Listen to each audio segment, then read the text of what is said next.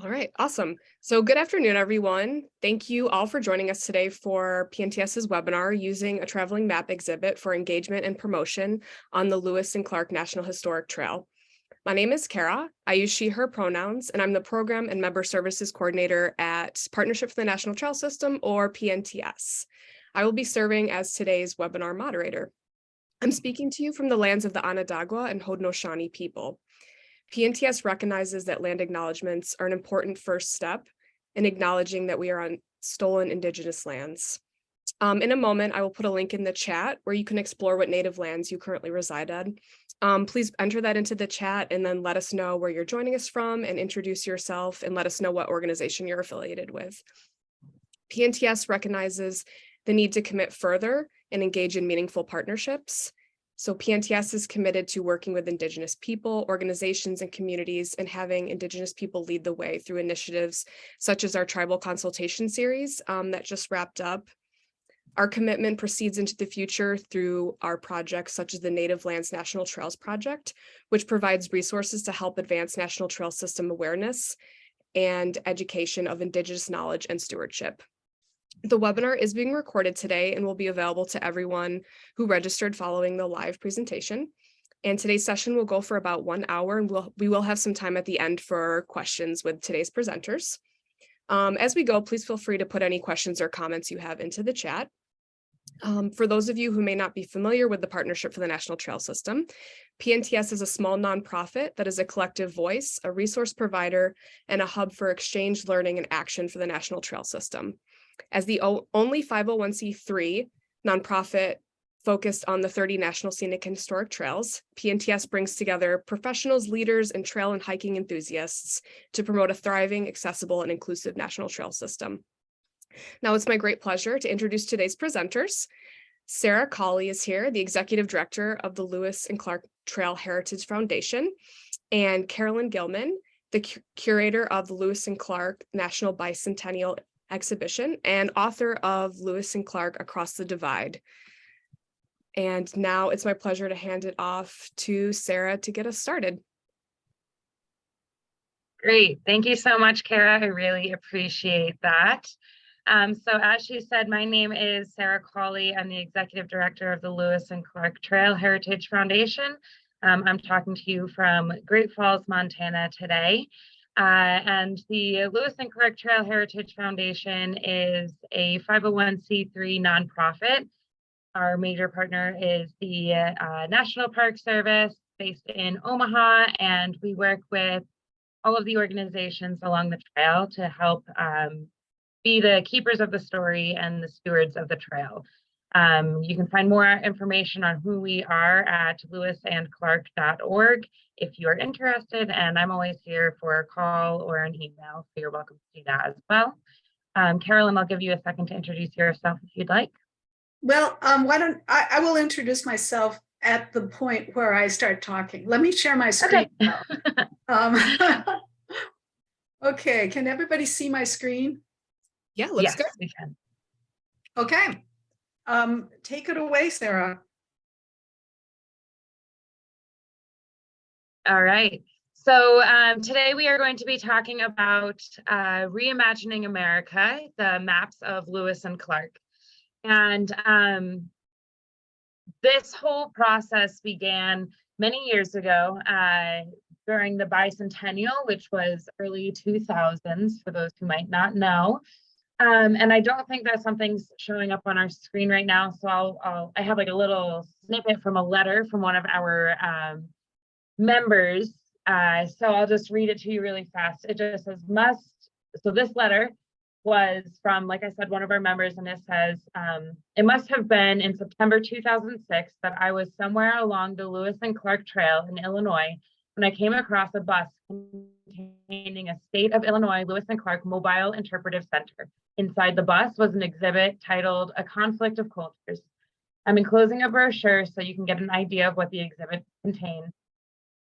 So this letter came to us, and in that letter it also stated that this bus was also seen in like a like a warehouse because it was in an accident, and therefore the mobile exhibit was ruined completely. So I tried finding more information on what this mobile exhibit looked like so that I can show everybody. But I guess in its ruin back in 2006, no pictures were really kept of the exhibit. So this kind of planted the seed, right? This is where a lot of great ideas come from, is just planting a seed. And sometimes it's from our members within our organizations, and they're the ones who are like, I want to see this happen. So Carolyn, you can go to the next slide. Okay, let me see if I can get your It's slide okay. to show up. I'm just well, okay.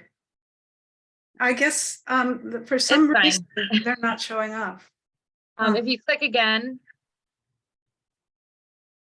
Okay, so then these are two other, like this is another letter that came in, and it wasn't in that original. It's like a series of 7 letters or something.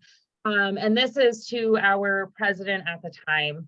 So this is saying that our member who is interested, was willing to financially support this program and put up to $25,000 to either this mapping exhibit display project and anything that was related to mapping regarding the Lewis and Clark expedition. And this funding source was really what kickstarted all of our efforts in making this project a reality. We talked with Carolyn to ask if she would be interested and if she knew some designers and helpers who would be able to work with us on this. And, just with that, and with, like I said, the 7-ish letters that we got expressing personal interest, we were really able to kickstart this project and this endeavor. It was a large planning process, and we went through a lot in order to get to where we are going. In all of this, the biggest thing is, how much does all of this cost? And what do we need to do as an organization? Do we want to take this 25,000 and, just say thank you to our wonderful donor and then go forward? Or do we want to make this something that our entire membership is a part of? So we lean towards including our entire membership in this to really make this something for everyone, for the entire nation. So go ahead, Carolyn. And that's where the fundraising came in and our matching donation plan. So we used part of the $25,000 up to $12,000 to match. And that's where our membership really came in. So we did a specified donor ask, and a lot of folks just stepped up to the plate. People loved the idea of a traveling map exhibit and what it can bring to the Lewis and Clark world, to this country, and just to education centers in general. People were thrilled. So we were able to fundraise all of the money that we needed, which we'll talk about all of the costs later on in this program. And we were able to go forward with everything, which is really fantastic. And, for a while we were like, wow, this is a huge endeavor. How are we going to do it? But, fundraising is only part of it. And Carolyn really did a lot of the work, and she's going to walk us through what her side of the work really looked like. So go right ahead. Okay, thank you, Sarah. I actually joined this project when Lou Ritton, the president of the organization, kind of approached me about it. My background is I'm a historian and exhibit developer and have been working in museums for many years. And on the slide, you see 2 of my projects that were relevant to this project. I was author of the Lewis and Clark Across the Divide, which was a book published by Smithsonian Books. And then I was also curator of the National Lewis and Clark Bicentennial exhibit, which toured the country from 2004 to 2006. And so this project was able to build on work that had already been done. It wasn't entirely recycled. We did a few new things, but we were able to use a lot of research that had already been done and a lot of things that had already been worked out. That speeded it up immensely. The other thing that speeded it up was the fact that there was a pandemic on, and I was locked up, in my house and bored out of my skull, and I had nothing else to work on. So that speeded it up too. Now, I'm not suggesting that you should all start a pandemic in order to do your projects, but it sure helped us. Let me just say a little bit about the roles that I took. I actually took 2 roles on this project, and they're kind of instructive because they are relevant to almost every exhibit project. First of all, you have to have a curator or content specialist, an expert, a scholar who can research the topic, who can research and select the exhibition assets, such as the artifacts, images, artworks, manuscripts, whatever you're putting into your show. This person also develops the thematic messages, works with the collecting institutions to get loans and permissions, and then oversees the accuracy of the project. Now, the problem with a lot of content specialists, experts, is that they can get a little bit buried in the details. They can get down in the weeds. And too much expertise can lead to an inaccessible and overlong exhibit content. Too little of it, of course, leads to oversimplified and dumbed down content. So you have to have a specialist, somebody who really knows the story. But you don't want to, the problem is that this person can get a little bit overboard on their enthusiasm for the subject. So the second role that you want to have is an exhibit developer. And this person is primarily a storyteller, not an expert. The exhibit developer converts the exhibit into a 3-dimensional and experiential form, because every exhibit has a 3-dimensional experience involved, unless it's an online exhibit. The developer is able to define the educational messages and think about the audience a little bit more. Usually the developer is the one who creates the exhibition outline, develops ideas for interactives if you're going to have interactives. We didn't happen to have any in our exhibit, but it's always fun to do that. In essence, the developer serves as a bridge between the curator and the designer. The other thing that the developer may do is write the exhibition script, because actually exhibition text is very exacting. It has to be very, very short and to the point, and it also has to be written to grade level expectations so that the general public can read. It has to be simple enough that the general public can read and comprehend it very fast. The third role that you have in developing any exhibit is your designer. And this person is primarily an artist. Their job is to establish the exhibition's look, the colors and type styles and graphics, create the layouts and floor plans from the exhibition script. And designers also select the vendors who are going to produce the exhibit and oversee that production. Designer is a very specialized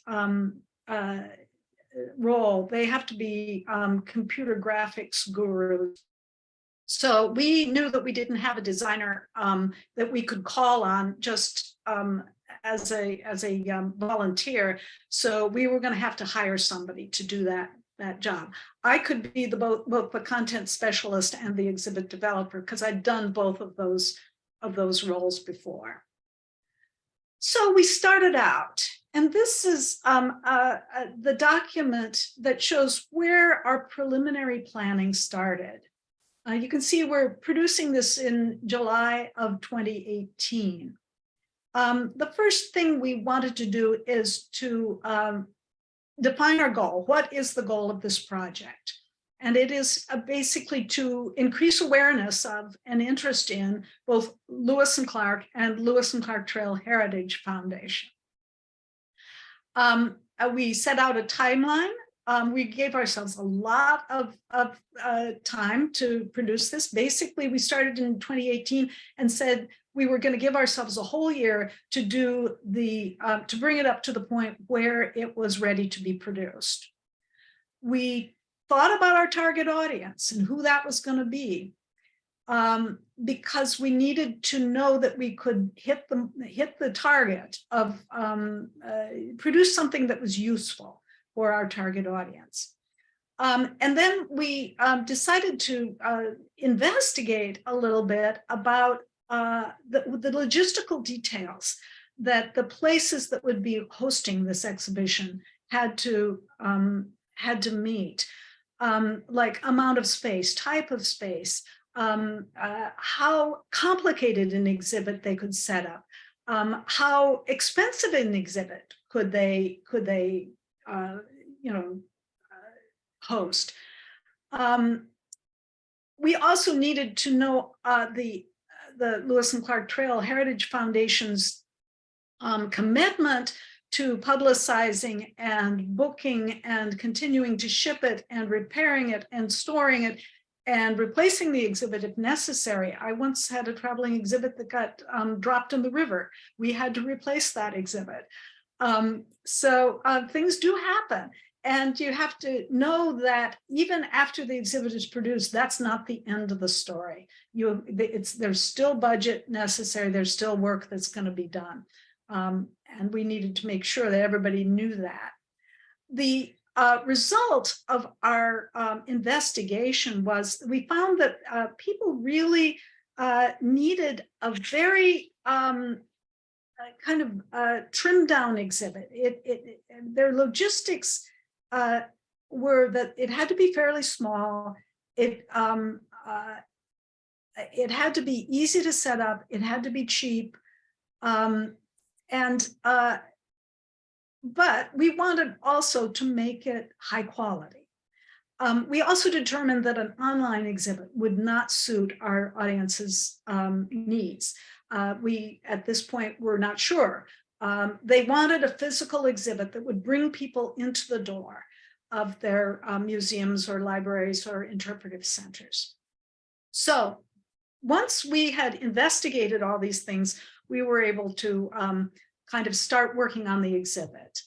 And this is where I started. I always start with the images or the artifacts, the content, the things that people are going to be seeing. Other people start in different places, but this is where I start.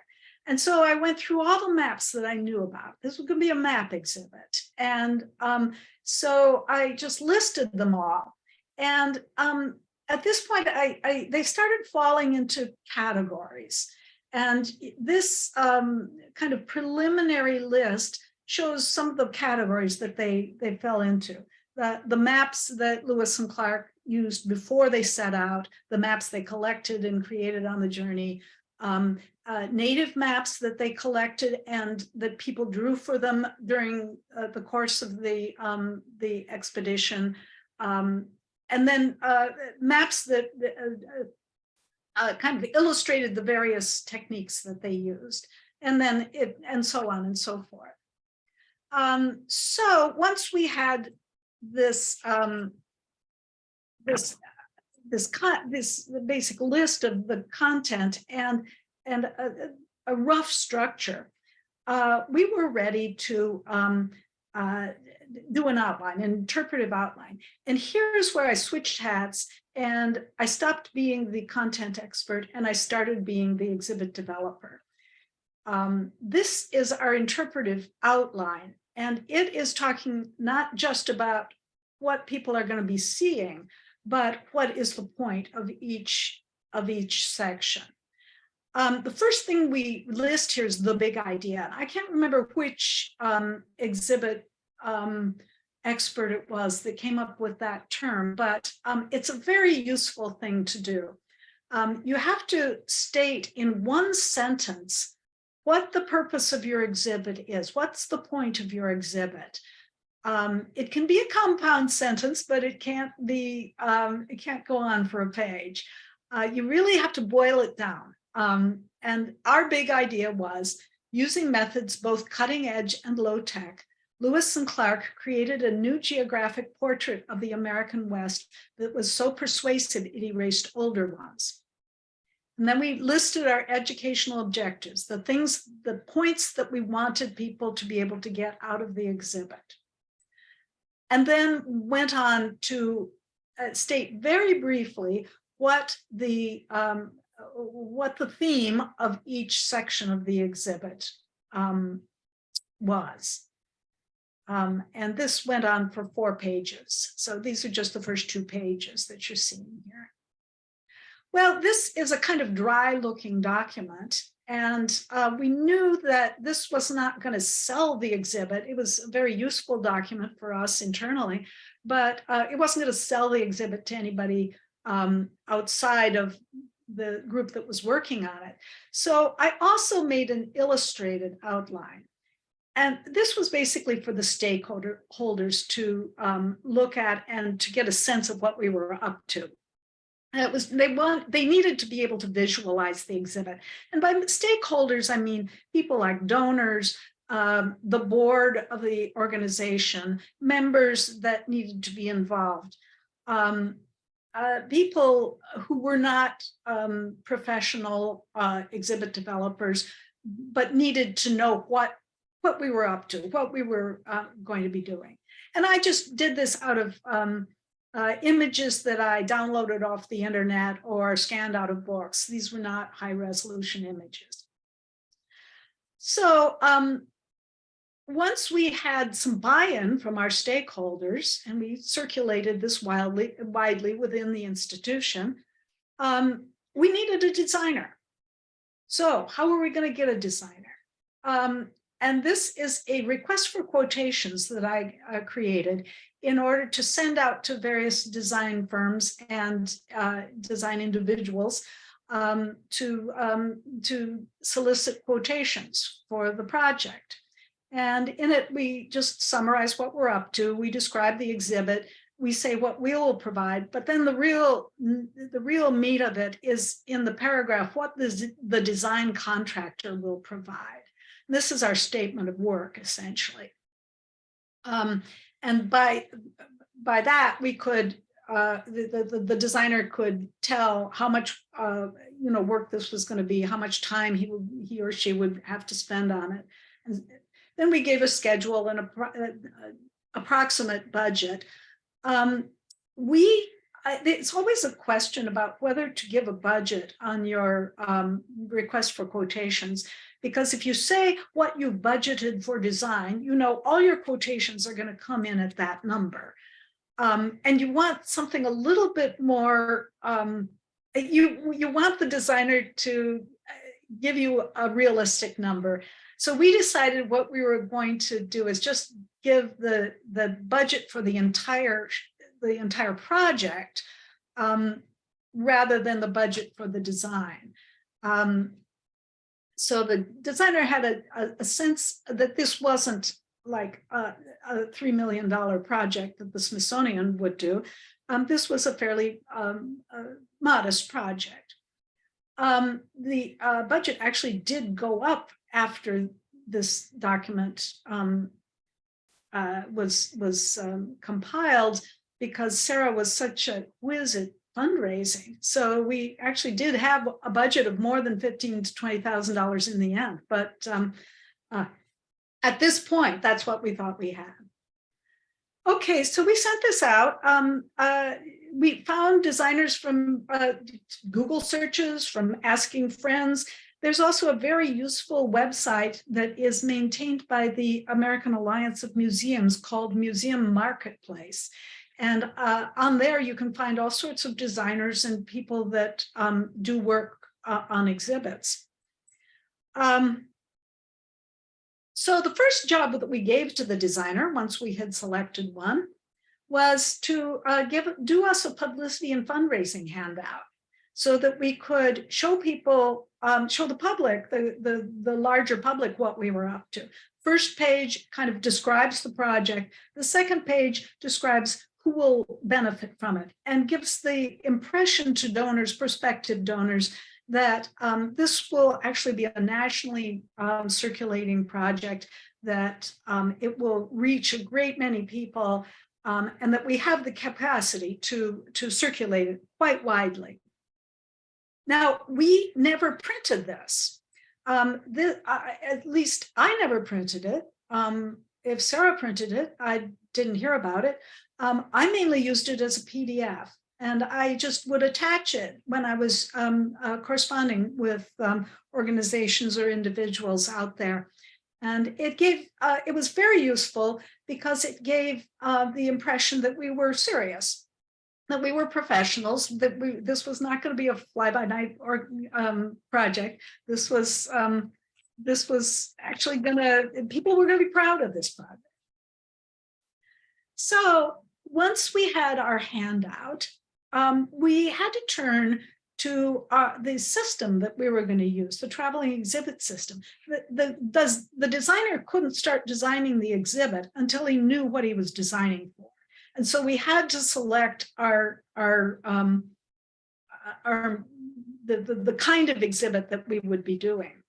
And we knew from our audience research that it had to be lightweight, it had to be foldable, it had to be easy to set up, but it also had to be capable of reproducing high quality images. There are some really cheapo traveling exhibit systems out there that we did not consider because we knew we couldn't get the quality that we wanted. Cloth banners were not going to do it for us. We needed vinyl banners, and we needed something freestanding and something that we could ship easily, and so on and so forth. This was one that we looked at. This is one alternative. This is the second alternative we looked at, and this is the one we eventually chose because we kind of liked the idea of being able to set it up in these little bays. I'm actually not sure that anybody has ever set it up that way, but you can set it up that way if you want to and get a kind of 3D effect from it. So this is the exhibit system we were going to go with. And once we had our exhibit system, it was possible for the designer to start working on it. And only then did we actually need an exhibit script. This is the exhibit script, or at least the first 2 pages of it. And this is a format that they use at the Smithsonian. And I have found it very, very useful. The first column gives the type of text you're talking about, and that gives the designer the sense of what kind of typeface and type size he needs to use. Then the second column gives the image or the artifact that the text is associated with. And the third column actually gives the text. And it's actually quite useful to have a very narrow column for your text because it encourages you to not go on too long. It gives you a realistic impression of how much space your text is going to take up. So this is just the first 2 pages of our exhibit script. Once he had the exhibit script, the designer could go ahead and lay it out, and this was the layout. We never saw this on paper. It was all PDFs sent back and forth between us and the designer. But we did all our proofreading and all our approvals from this kind of PDF. We were quite pleased with the designer's work. We actually never met the designer. I haven't met him to this day. All of this was entirely done long distance. Okay, so we had our design layout, but we still couldn't produce the exhibit because you cannot produce an exhibit from pictures that you have downloaded off the internet or scanned out of books. You have to have high resolution, high quality images, and you have to have permission to use those images from the institutions that own those images. So there was another step that we had to go through, contacting all the archives and libraries and museums that owned the various images we wanted to use, and to ask them to send us high resolution files and permission to use the images that they sent. And you can see we went to all sorts of places: American Philosophical Society, Beinecke Rare Book Library, Bibliothèque Nationale de France, Harvard, Independence National Historic Park. Our images came from all over the place. Some of them were fairly expensive too. Joslin Art Museum charges $250 an image. So you do need to have some budget for this step. Don't spend all your money on your designer or your production. You also have to have money to get your images. Okay, this is what this is the kind of permission form that they sent us, so that we would have proof that we in fact had gotten their permission to reproduce the particular images that we had asked for and paid for in some cases. We have these on file somewhere in case somebody ever comes after us. Okay, so once we had all of our images in hand, we could go ahead and produce the exhibit. And this is the actual contract that for production of the exhibit. The company that manufactures the exhibit system also would put the images on the banners for us. So it was a one-stop shop, and they only charged us $8,073 for both the system, the physical system, and for the work of printing the banners for us. This is for 15 panels. It gives you a sense of what the budget would have to be. So this is what the exhibit finally looked like in the end. This is the first time it was set up after it had arrived at Great Falls, Montana. And Sarah sent me this photograph to show me how it looked once it was set up. I've never actually seen the exhibit. At this point, I had to turn my baby over to Sarah, and she was the one who sent it out into the world. So at this point, I need to turn the presentation back to Sarah, and she will give the rest of the story. Yeah, so you can leave it on this. You can go back to that original one. Yeah. So this is when I put it up originally, and I was so excited, and I needed to figure everything out. I needed to figure out how long it was going to take for me to put it up. I have just as much experience potentially as the folks that we're sending it to. I needed to label everything because it all came like this, and then I had to go through Carolyn's maps and all of our proofs and everything to make sure that I knew what order it had to go in as well. So everything is labeled A through O, and then I had to label the cases that they all came in to make sure that everybody knew what case it came in. So this whole process, I think it took me a weekend where I did the labeling, I made sure everything worked correctly, and then I put together a very detailed list of how to put it together, what to expect from this exhibit, and how to use it. If you look at this photo a little closer, you can see that there are sections of 3 panels, and that's the curved panels that Carolyn was talking about. In this photo, unfortunately, I do not have it set up correctly, but we know how to do it now, and that is part of the instructions that I've put together for folks. So those 3 panels will actually come together in like a horseshoe shape, just to give it a little bit more life, a little bit more 3D experience.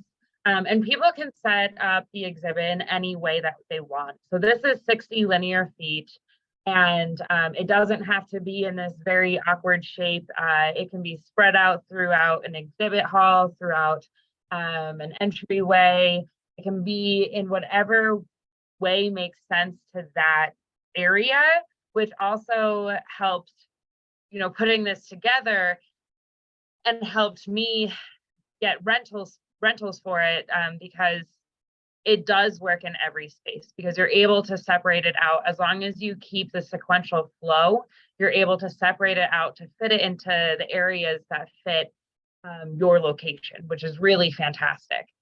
So Carolyn, now you can go to the next slide. So it was time for it to travel, and everybody kind of has a different way of going about it.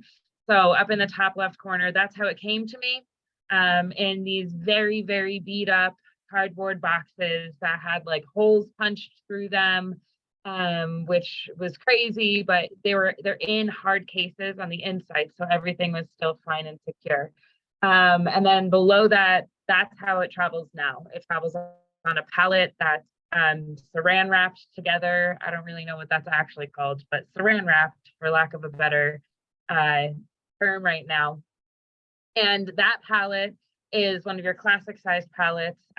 It's about 300 pounds. So all of this is like important information for other areas to know.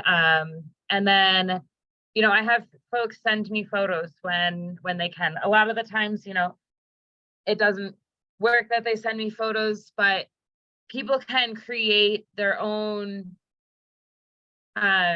programs to go around this. A lot of people have done various mapping style programs where they bring in cartographers to do things with the public, or they'll just have like a cocktail hour, whatever they want to call it. I know cocktails aren't allowed in all locations. So you can have just a social hour where people can come in for free to a location if they're charging, and be able to meander through the exhibit to see it for the first time.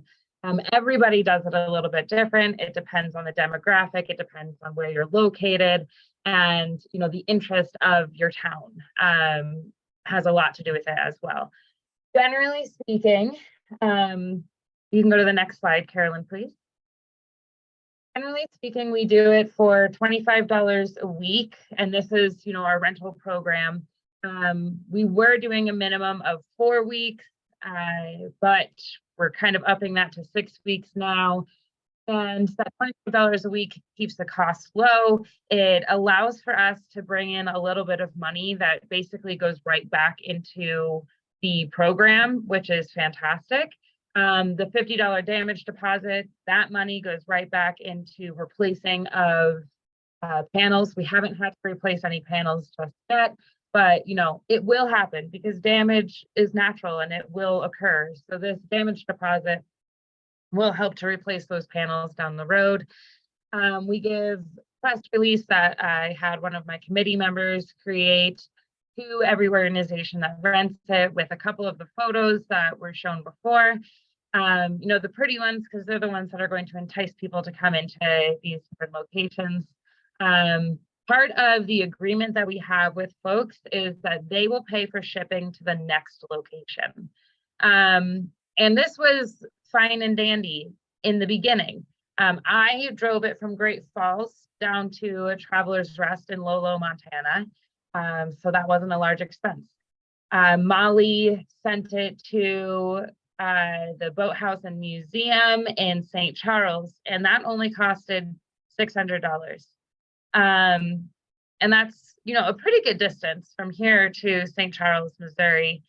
And then Bob drove it to Nebraska because he's like, I haven't seen that part of the trail yet. I'm going to go do that. So we allow people to, get it to the next location however they can. Now, currently, this is also one of our problems, is shipping has gone up exponentially. I don't know if everybody else has seen that, but you know, your postage has gone up, and so has FedEx, UPS, everything. So this is becoming something that we're trying to work on to help out the locations as much as we can in paying for the shipping and finding funding for the shipping.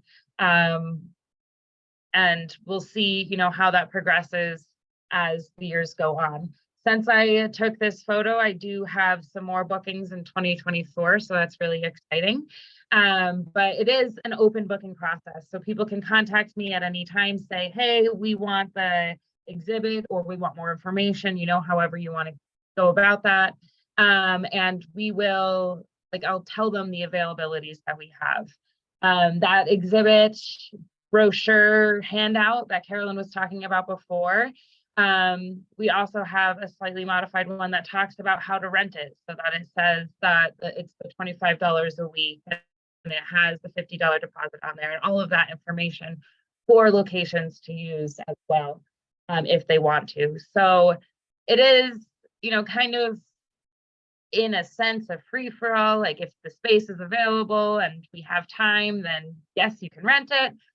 If not, we'll try to figure out another time for people to be able to see this exhibit.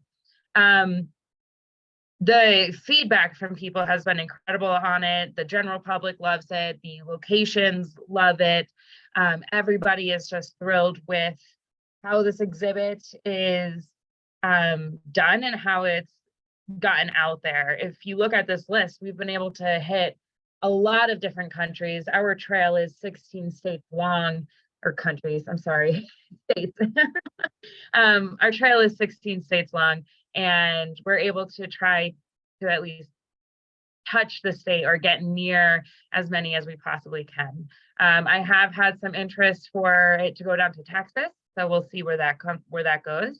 But I'm excited to see the future of this exhibit.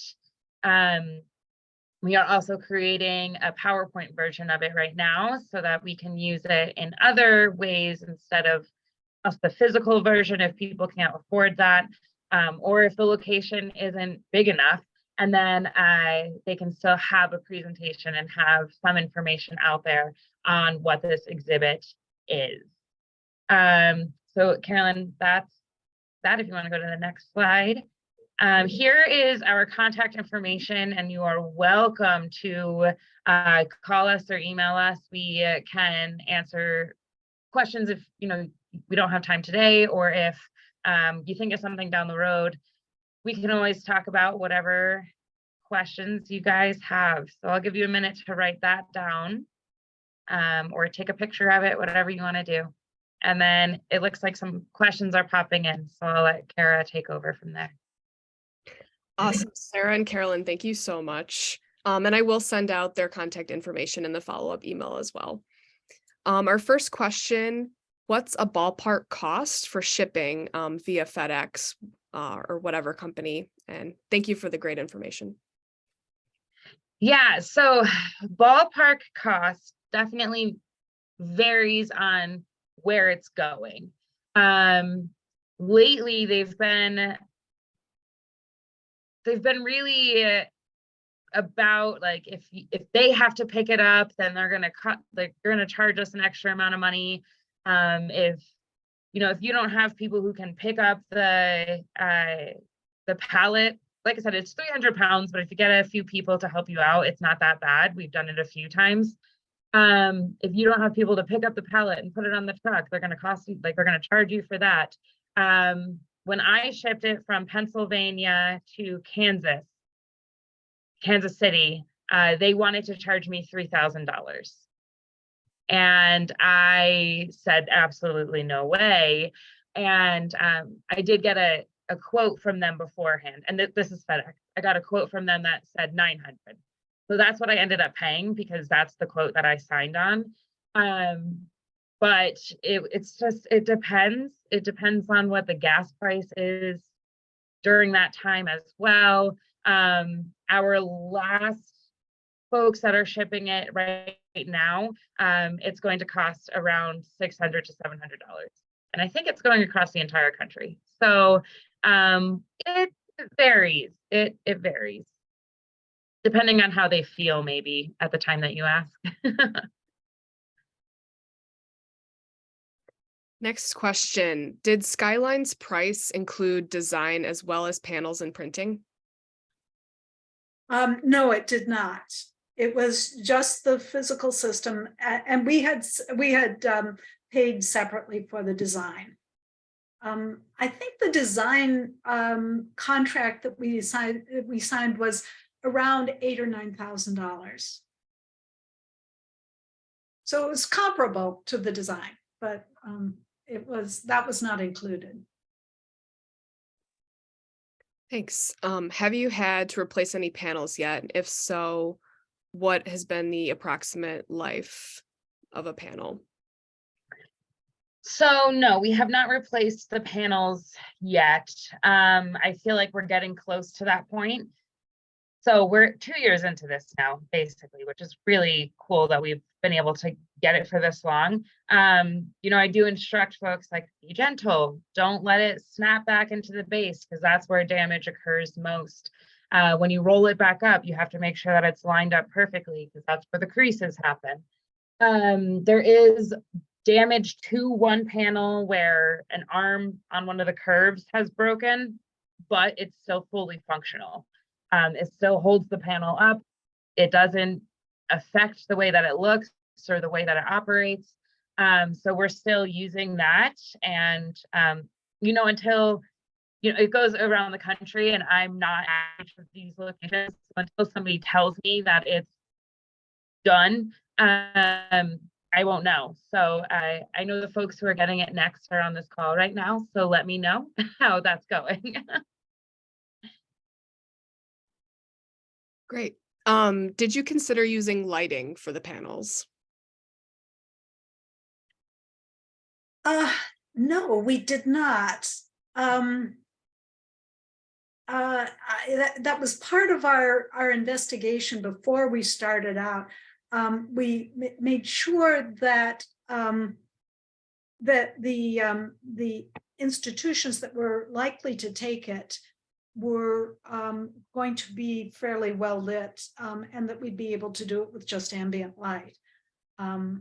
We could have done lighting. They do sell systems that come with lighting, but it would have been more expensive, and so we just opted not to. Yeah, and if you look at our panels, you can see some of the pictures online as well on our website. But we did also choose like a darker background with lighter lettering to make it easier to read and make it easier on the eyes. So we considered all of those factors for sure. Yeah. We originally had considered, wondered whether we should circulate some objects, artifacts with it. And it turned out that that was just too complicated. The logistics were exponentially more complicated. And so we decided not to do that. Yeah. Thanks. If anyone has any additional questions or comments, please feel free to put those in the chat. We don't have any at the moment. I'm wondering if you could share a little bit more about how this project was funded, just to give people out there an idea of just. Yeah, so as I shared earlier, it was partially funded by a private donor, Lorna Hainsworth, and she brought it to us. I know that she's not on the call right now, but we can use her name. She brought it to us as like, I want this to happen. Here's my idea. Here's some money. And then we did decide to go with using her money as a match in order to encourage our membership to be involved, like I was saying. So we wanted our membership to buy into this project as well, because they're the ones who are going to encourage other locations and people to go see the exhibit once it's in their areas. So we definitely wanted our members to buy into everything that we were doing, as we do for everything that we do. And that was a big part of it. So we had that private donor, and then we went to our members for the rest of it. I think I got maybe one grant for this project, but everything else came from donations from our membership. Awesome. Thanks, Sarah. Yeah. We have a couple more questions. Lawrence asks, how about any digital offerings such as an iPad-based kiosk? Was that a consideration? No, we didn't do that. We are working right now on a PowerPoint version of the exhibit, as Sarah mentioned, and a part of our thinking on the PowerPoint is that it could be used as in a kiosk. We want to make it freestanding so that it doesn't have to be presented by somebody giving a narrative. It doesn't have to have a presenter. It could be simply put out, on a screen or an iPad of some sort. And just, run through automatically, and people would be able to see the exhibit that way. But we did not plan for anything like that in the exhibit, but that's a really interesting idea. We might have, if we thought of that, we might have done it. I don't know.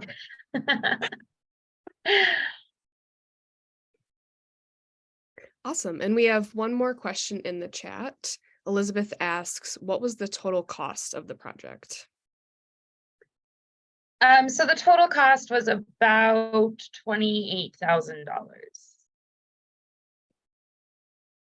And we're still, with that, like, as I was saying, we're still finding ways to help partially fund for shipping for our smaller organizations that are renting the exhibit. So, our cost is still going up because, I can't expect a small location to be able to pay $1,500 in shipping if that's what cost is still going to be.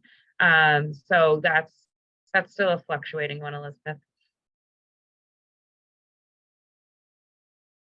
Awesome, thanks. Any other additional questions or comments for our presenters? Dolores says, thank you, awesome. Hope to see the exhibit near Trail of Tears State Park in Jackson, or Cape, I don't know how to pronounce that, but Gertrude in Missouri. Well, Dolores, yes. you can get somebody to rent it out there, and you can send it my way. I'll talk to them. One last question before we wrap up. Lewis County Public Library asked, have you had to replace anything from the exhibit? No, we have not had to replace anything from the exhibit just yet, but I'm sure that we will have to soon. 2 years is a long time for it to be on the road. Definitely. Cool. Well, thank you both so much. Give me 1 second here. All right. Yeah, and thank you to everyone for joining today's session. Your feedback about PNTS programs is extremely important to PNTS to ensure we're continuously improving our programming to meet your needs and expectations. Before we end today, please take 1 minute to scan the QR code on the screen or use the link in the chat to take a very brief 1-minute survey about the webinar today. And like I said, if you have any additional questions or would like to get in touch with Carolyn or Sarah, please feel free to reach out, and I will send their contact info to you again in a follow-up email with the recording. And just a very special thank you again to Carolyn and Sarah. Thank you so much for sharing about this project and just taking time out of your day to do this today. Really, really appreciate it.